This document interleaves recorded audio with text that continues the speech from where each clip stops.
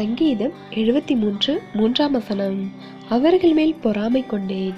கிறிஸ்துவுக்குள் அன்பானவர்களே, பொறாமை நிமித்தம் அநேகர் தங்களுடைய வாழ்க்கையில் இடறி விழுந்திருக்கிறார்கள்.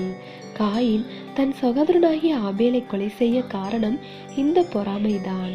தன் சகோதரனுடைய காணிக்கையை தேவன் ஏற்றுக்கொண்டதை காயினால் ஏற்றுக்கொள்ள முடியவில்லை. முடிவு தேவ ஐக்கியத்தை இழந்து அவருடைய சமூகத்தை விட்டே ஓடிப்போனான்.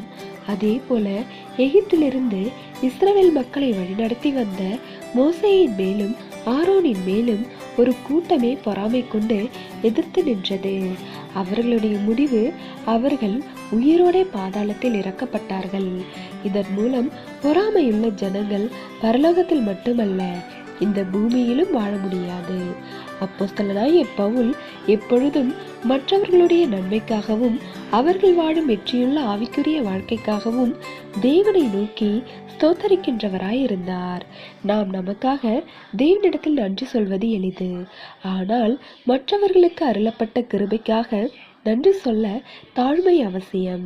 அப்படிப்பட்ட தாழ்மையோடு கிறிஸ்துவை பிரதிபலிக்கின்றவராக இருந்தார் அப்போஸ்தலனாகிய பவுல்.